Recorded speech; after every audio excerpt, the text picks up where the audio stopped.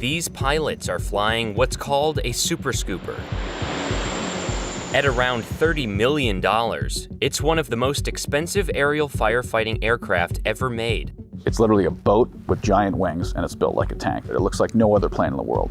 The CL-415 Enhanced Aerial Firefighter can scoop and drop 1,400 gallons of water on wildfires in a matter of minutes.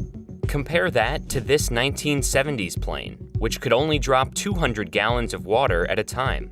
$30 million is very expensive for any aircraft. However, it's actually the most cost-effective aerial firefighting asset.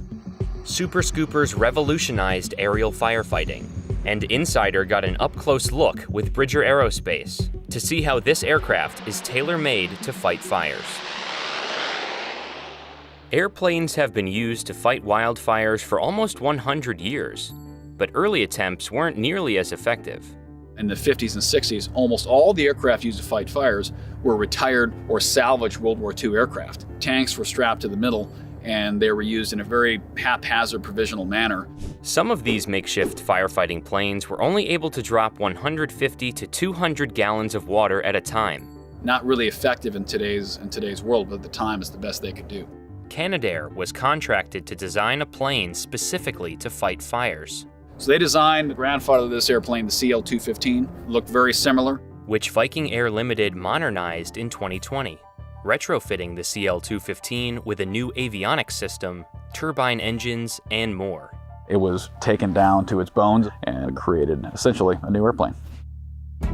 Weighing in at 30,000 pounds, the CL-415 EAF is 30 feet tall and has a 93-foot wingspan, just 24 feet shy of a Boeing 737's wingspan. When you're up close to it, and you really appreciate just the massive size of it. But despite its size, the aircraft was engineered to fly like a much smaller plane. When you look at them, they don't necessarily look like they'd be an aerobatic or stunt plane. We're taking a plane almost the size of a C-130. We're flying it into extremely narrow canyons, very low altitude, banking high G turns at a high rate of turn. Flying an aircraft this big, that low, and that dangerous of an environment is very rare. The Scooper is so nimble because of its flight control surfaces, or aerodynamic devices that pilots use to adjust and control the aircraft.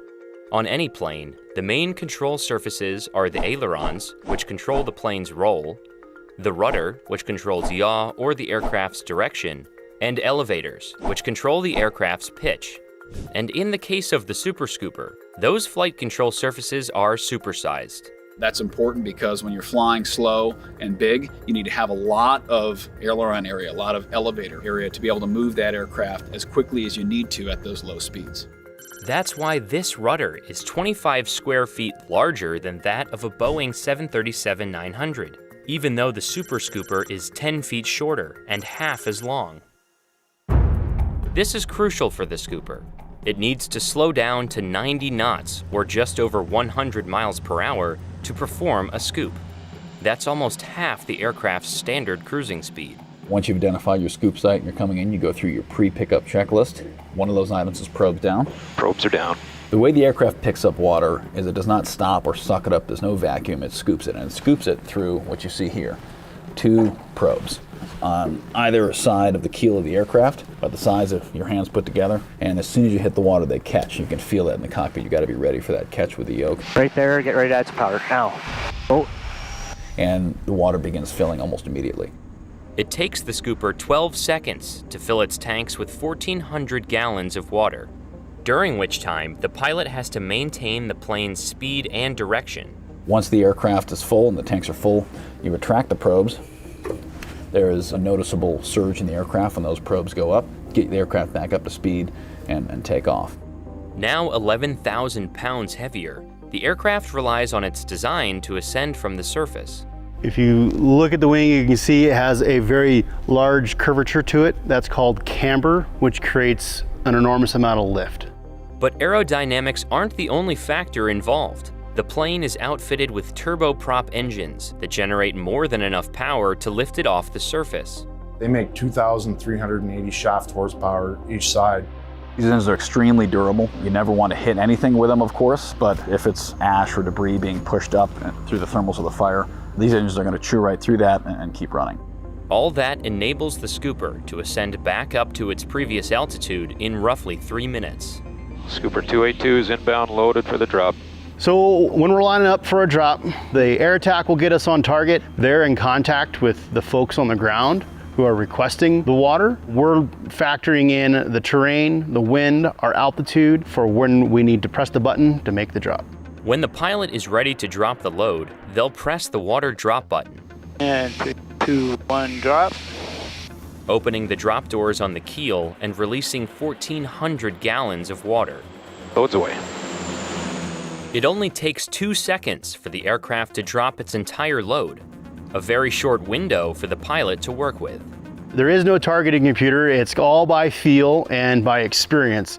But the Super Scooper's high-lift wing and turboprop engines allow it to attack forest fires from a lower altitude and speed than other firefighting aircraft.